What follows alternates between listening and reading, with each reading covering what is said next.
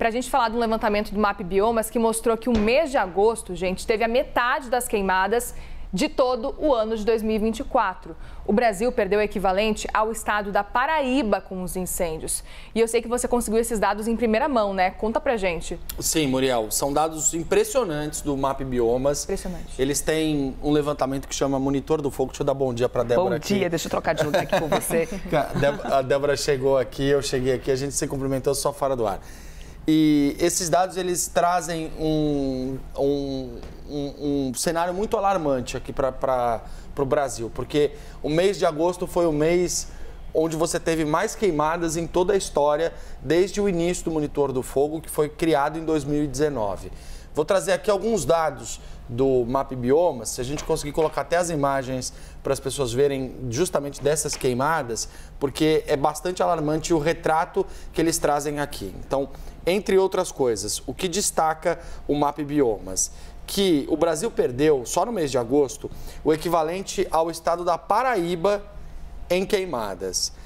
São 5.600.000 hectares perdidos, queimados no mês de agosto. Isso significa um crescimento considerável em relação ao ano anterior. A gente tem uma alta de quase 150% nas queimadas só no mês de agosto em relação a 2023.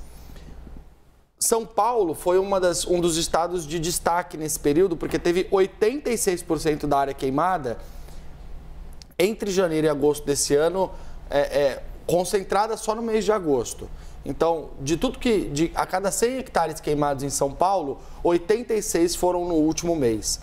Especialmente o cultivo de cana-de-açúcar, que a gente já trazia aqui no Novo Dia, foi um dos principais focos, com 236.000 hectares queimados. Os municípios mais afetados foram Ribeirão Preto, Sertãozinho e Pitangueiras.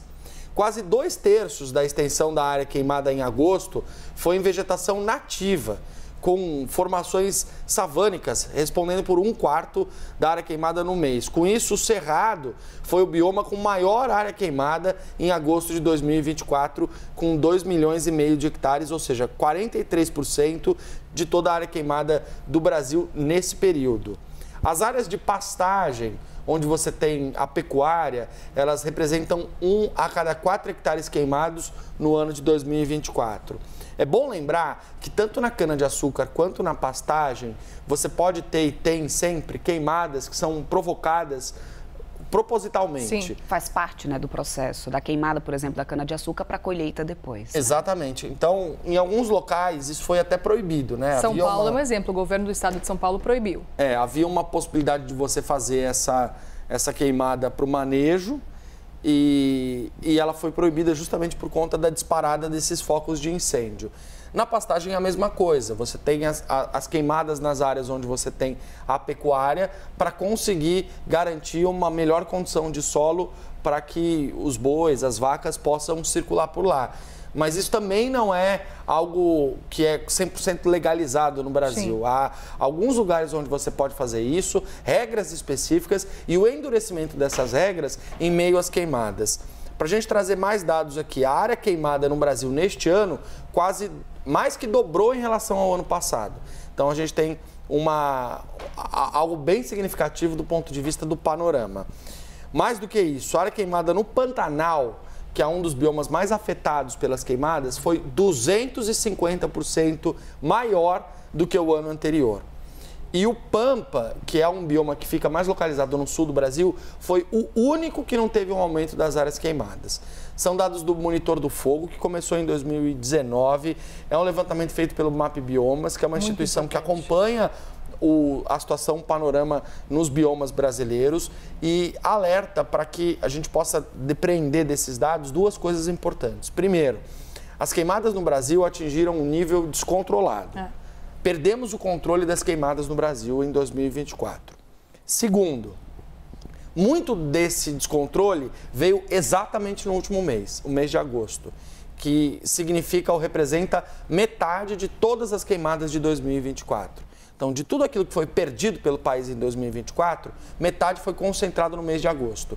E quando a gente fala em metade, a gente está falando no equivalente ao território da Paraíba, para você ter uma ideia da dimensão dessa queimada, que é muito significativa. E terceiro, ao que tudo indica, pelas condições climáticas, essa situação não vai se resolver tão cedo.